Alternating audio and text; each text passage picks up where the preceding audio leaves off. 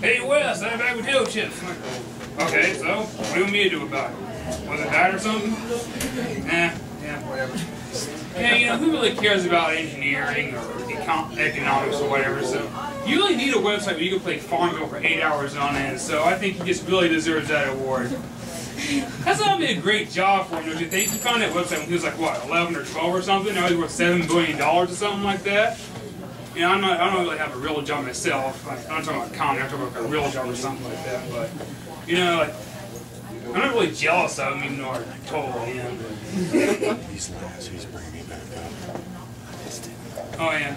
People talk about unemployment all the time, what causes this, the economy or whatever, and things such as that, but it is really just the population. You know, the world's population is going to be like 7 billion any time now. It's like 6.5 billion right now.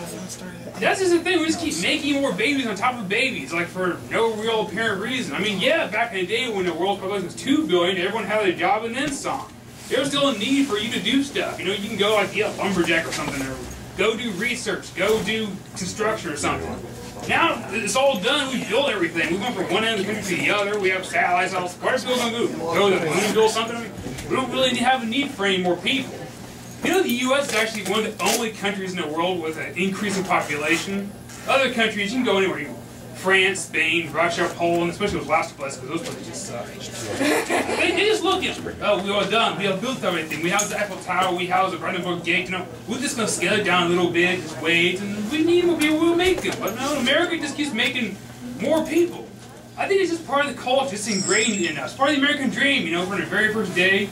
Part of the whole image or the thing. You just have to have a family. It doesn't matter how successful you are elsewhere. You don't even think you're made it until you have kids. I can have like $1 billion in the bank, but if you can't keep a girlfriend, you think you're just a piece of shit because you can't do anything, right? That's the thing. The perfect example of this is like Donald Trump. You know, he's worth like $7 billion. I think he's pretty successful as it is, but he's got like grown kids already. But how old is this kid now? Like 6 or something? He's what, 75 himself? Why does he keep having kids? His quote was actually, "I like having kids. It makes me feel young."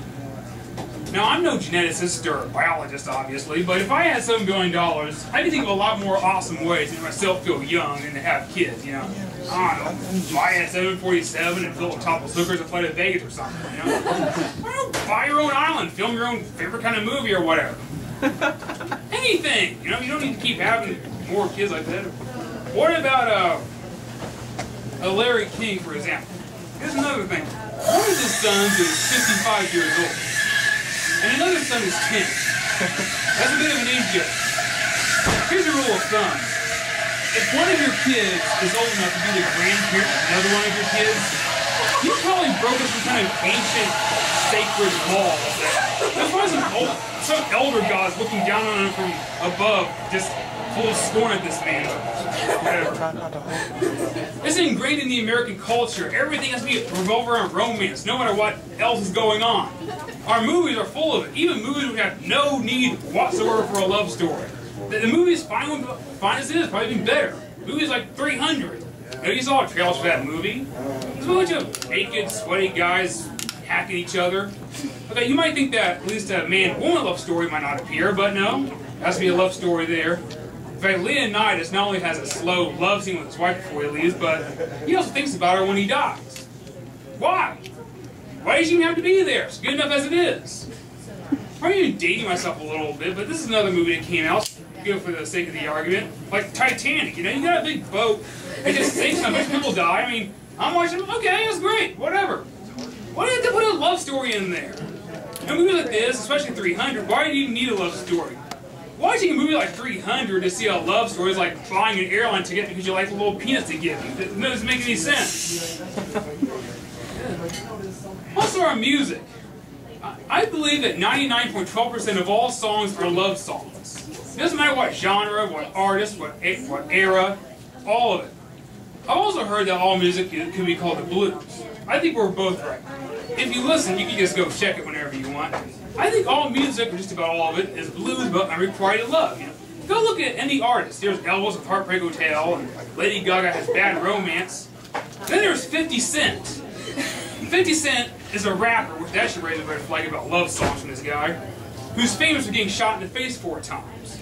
But he's got this song called 21 Questions. Which just seems kind of weird to me. This doesn't just stop with our culture and entertainment, it's also in our government, it's in our federal law. It's just how we are obsessed with roaming, how to integrate into every little thing. Think of immigration. When people wants to come into our country, what is the #1 surefire, most famous, most infamous way a person can get a green card? Do we look at whether they have a bachelor's degree or something like that? You know, they come over, help build something for us? No. We don't care how educated they are when they come over. Why do they have a lot of community service under their belt? Civil service. You know, they can come over, do the youth center, help clean our creeks up or whatever. We don't care about that either. But if you'll marry one of our U.S. citizens and buy into this whole fake shtick we have that everyone's going to fall in love with each other like the end of the movie, yeah, we'll give you a green card. Then once you are here, once you do get your green card, you decide to get a divorce out of this really hastily made dumb decision you made, then we're going to turn around and whine about the high divorce rates, and we're going to blame it on the fact there's no prayer in school anymore. You know? That's what you do. Yeah, well, it's just some things that kind of just mess me up. So I think I might as well just fall out of love with the stage, and at the end of the evening, I'll invite back up Matt Clemens to close us out. Woo!